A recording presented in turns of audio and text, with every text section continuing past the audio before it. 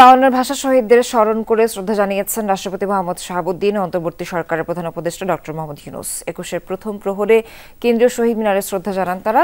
রাষ্ট্রভাষা বাংলার দাবিতে যারা প্রাণ দিয়েছেন সেই বীর সন্তানদের স্মরণ করে শ্রদ্ধা জানান অন্তর্বর্তী সরকারের উপদেষ্টারাও।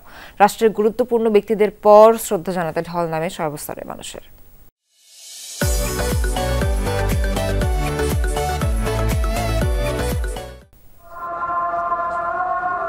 একুশের প্রথম প্রহর মনে করিয়ে দেয় মায়ের ভাষার অধিকার আদায়ের বীরত্বগাথা। সেই সঙ্গে 1999 সাল থেকে যোগ হয়েছে আন্তর্জাতিক মাতৃভাষা দিবসের স্বীকৃতি। তাই 21 আজ আর শুধু শোক নয়, শক্তি। প্রথম প্রহরে রাত 12টায় শহীদ মিনারে আসেন রাষ্ট্রপতি মোহাম্মদ শাহাবুদ্দিন। শহীদ বেদিতে ফুল দিয়ে ভাষা শহীদদের শ্রদ্ধা জানান তিনি। শহীদ বেদিতে পুষ্পস্তবক অর্পণ করলেন গণপ্রজাতন্ত্রী বাংলাদেশের মহামান্য রাষ্ট্রপতি।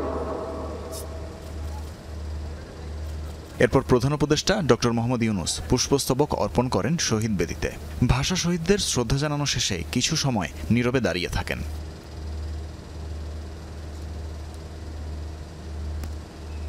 পরে শ্রদ্ধা নিবেদন করেন প্রধান বিচারপতি সৈয়দ রেফাত আহমেদ। শ্রদ্ধা নিবেদন করেন অন্তর্বর্তী সরকারের উপদেষ্টা পরিষদের সদস্যরা। ভাষা শহীদদের শ্রদ্ধা জানান সেনা, নৌ ও বিমান বাহিনীর প্রধানগণ। আন্তর্জাতিক মাতৃভাষা দিবসে শহীদ মিনারে শ্রদ্ধা জানান বাংলাদেশে নিযুক্ত বিভিন্ন দেশের কূটনীতিকরাও। রাষ্ট্রের গুরুত্বপূর্ণ ব্যক্তিদের পর সর্বস্তরের শ্রদ্ধা জানানোর জন্য উন্মুক্ত করে দেওয়া হয় কেন্দ্রীয় শহীদ মিনার।